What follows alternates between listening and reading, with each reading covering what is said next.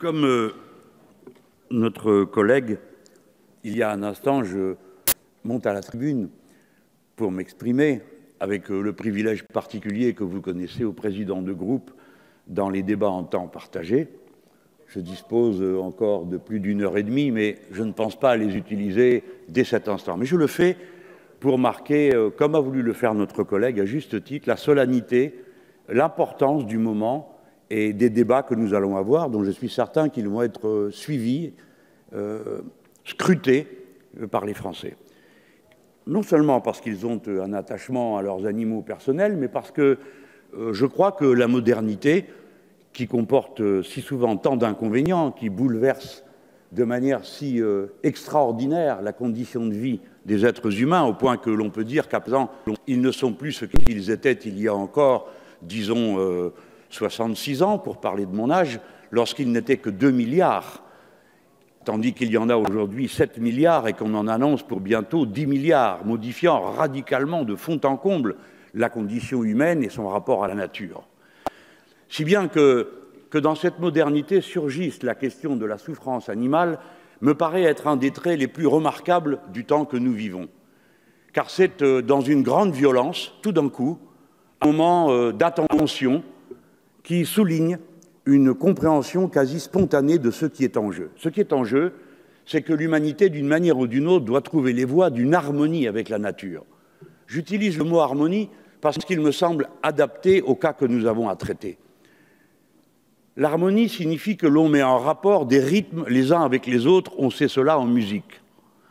J'ai proposé, avec mes amis, la règle verte, c'est-à-dire on ne prend pas plus à la nature que ce qu'elle peut reconstituer. Voilà une harmonie. Mais il y en a une autre qui est plus subjective. C'est celle que nous pouvons avoir avec les autres êtres vivants, dont nous avons pris conscience qu'ils sont absolument indispensables à notre propre survie. Autrement dit, que l'écosystème est en tout et quand on en retire une partie, eh bien, tout le monde est atteint de la même manière. La disparition massive des oiseaux ou la disparition massive des abeilles, c'est une question qui ne serait venue à l'esprit de personne il y a encore 20 ans ou 30 ans. Mais nous avons compris maintenant que c'est une question décisive, quoiqu'à première vue, elle apparaisse comme ça, peut-être subalterne. Mon Dieu, les abeilles, que faire? Et on a vu d'ailleurs, à ce sujet, toute une mécanique se mettre en place pour tirer profit des inconvénients de cette situation. Par exemple, les abeilles pollinisées gratuitement. Eh bien, on a vu des gens inventer des machines à polliniser, mais évidemment contre espèces sonnantes et trébuchantes. On voit donc que le système ne contient pas en lui-même une limite qu'il fixerait dans ses relations à la nature, car il est capable à tout instant d'inventer quelque chose qui lui permet d'entretenir l'illusion que, pour finir, la nature sera définitivement l'objet de sa domination.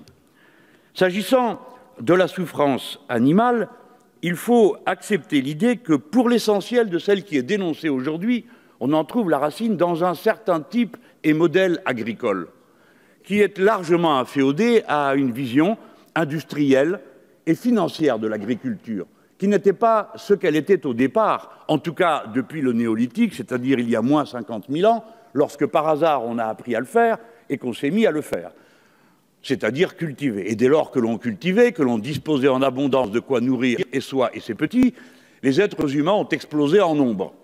Bon, pas en repos, mais en nombre. J'ai lu avec intérêt récemment le livre de M. Hariri qui montre comment on vivait bien mieux chasseur-cueilleur qu'on ne vit à porter et traîner les charges qui sont celles de l'agriculture. Et j'avoue que je n'y avais pas réfléchi avant de le lire de cette manière. Et c'est une des vérifications de la loi des rendements décroissants du point de vue de l'activité humaine et de la fatigue humaine. Bref, l'agriculture qui génère de la souffrance, mais elle n'est pas la seule, parce qu'évidemment, il n'y a pas d'agriculture de cette sorte, il n'y a pas de consommateur à l'autre bout de la chaîne.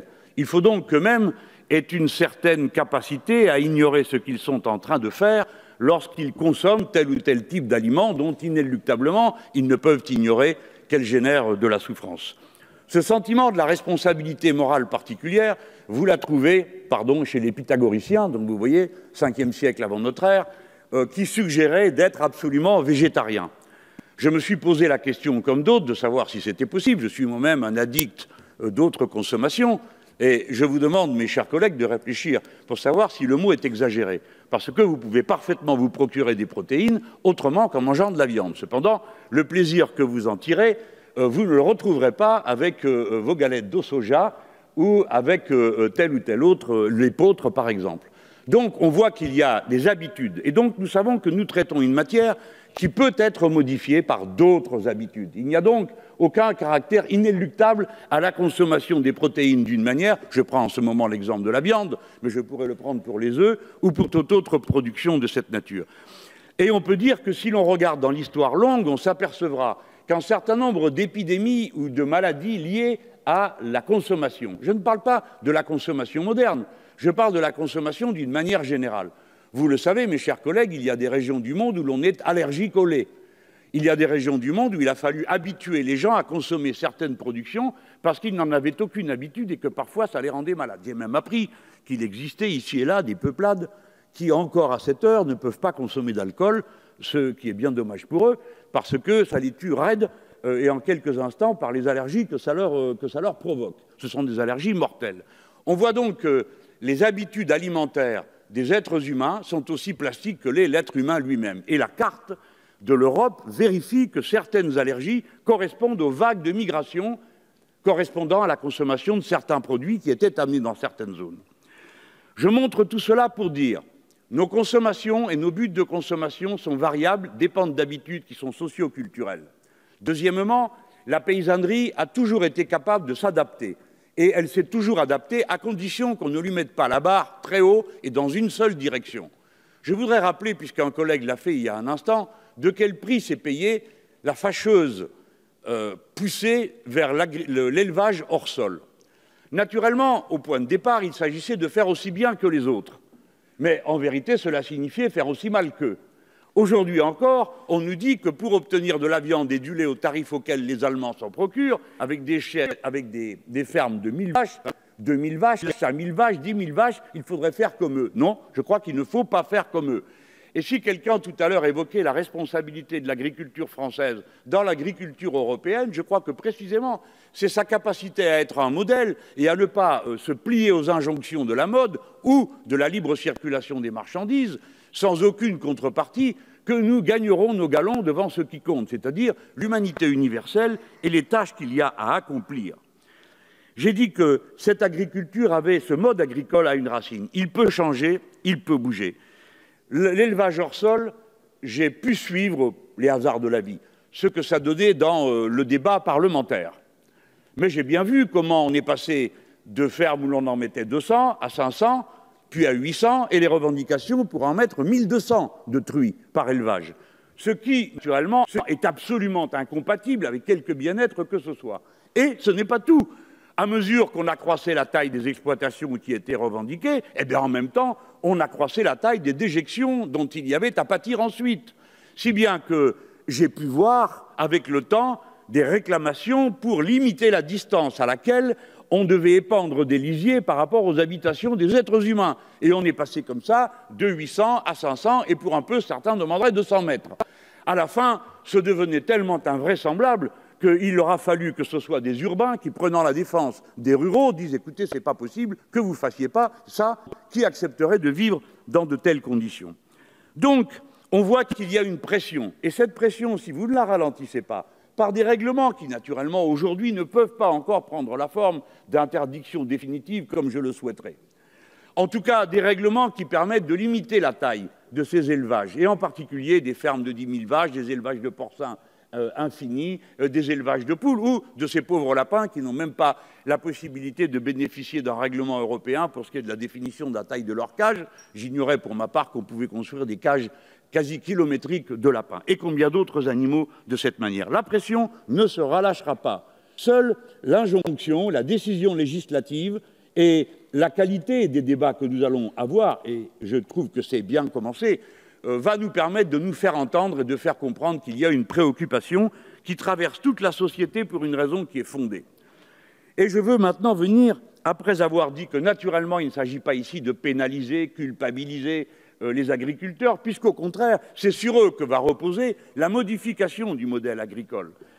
Et oui, il faut donc en trouver les bonnes conditions. On a été capable de le faire. Écoutez, regardez à quelle vitesse nous sommes devenus souverains alimentairement alors qu'on ne savait pas le faire. Comment nous avons pu faire le regroupement cadastral et toutes ces choses qui heurtaient traditions, parfois centenaires et j'ose dire millénaires pour certaines. Quand on a réorganisé avec le remembrement, comme vous vous en souvenez, pour ceux qui ont connu ces époques, ça a été des choses terribles. Hein.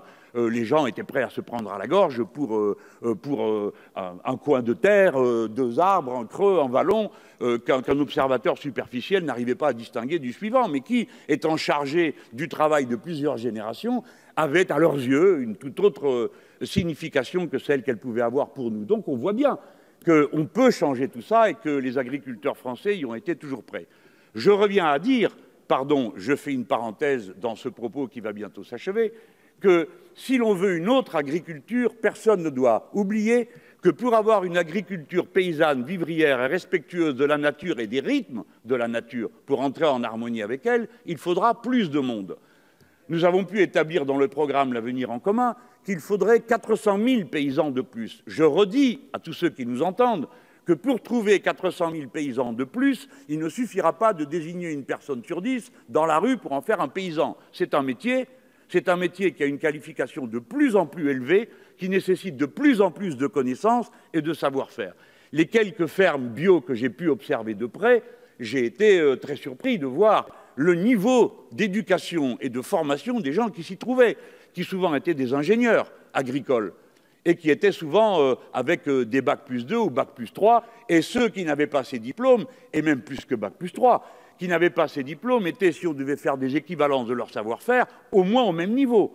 Il n'existe plus d'agriculture qui soit faite simplement de sueur et de pousser un soc derrière des bœufs. Ça, c'est une autre époque. Mais c'est fini.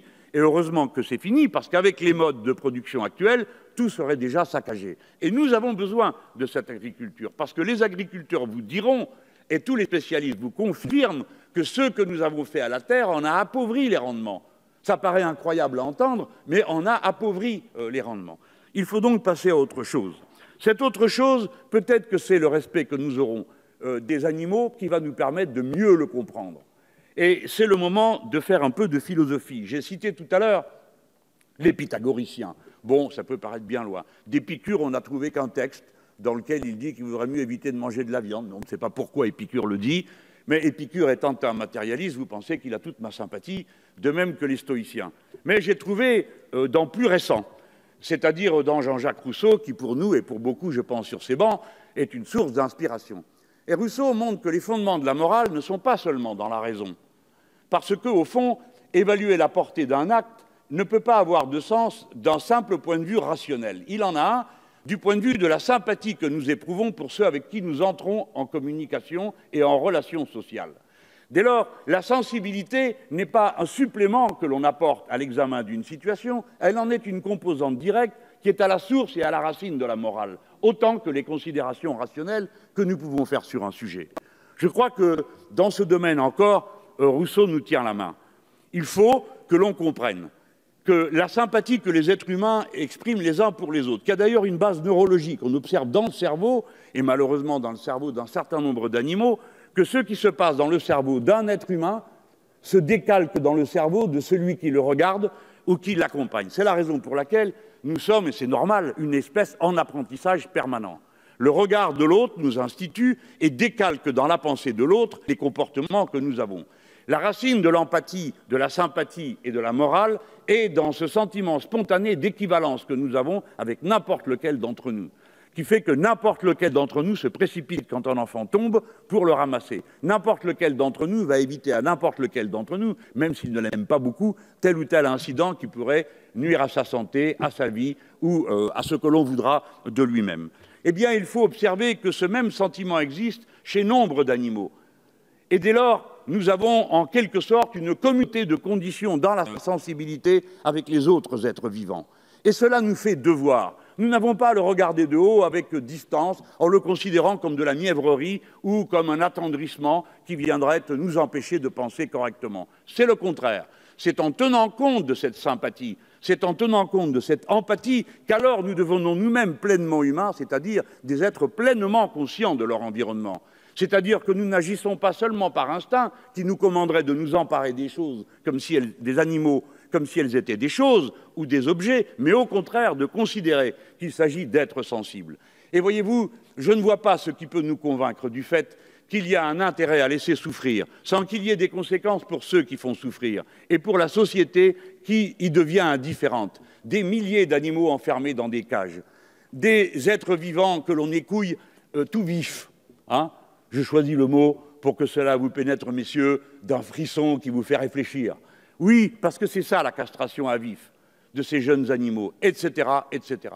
Quel profit peut tirer la société d'une telle violence? Aucun. Quel bénéfice tirera-t-elle du fait de le faire cesser? La considération qu'elle aura pour elle-même et l'idée que c'est le chemin par lequel il faut s'avancer. Je ne dis pas que c'est simple, je ne dis pas que toutes les sensibilités se vaillent, je ne sais pas. Je ne sais pas si la sensibilité d'une huître est équivalente à celle d'un macaque que l'on torture du matin au soir pour faire sur lui des expériences sur telle ou telle maladie ou tel produit.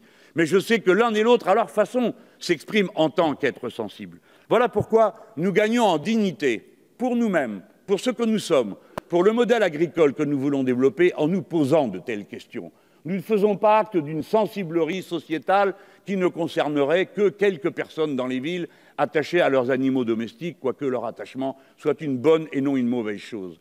Nous parlons d'une façon de vivre, de regarder le monde. Nous avons pris conscience qu'à 7 milliards, nous ne pouvons plus traiter la nature comme un objet, car nous sommes en train de la détruire. Et nous ne pouvons pas regarder les autres êtres sensibles comme des objets qui nous appartiennent, parce qu'ils ne nous appartiennent pas. Et que si nous avons une façon de les traiter et qui les transforme en objets, alors nous sommes certains qu'un jour ou l'autre, c'est nous-mêmes que nous traitons en objets.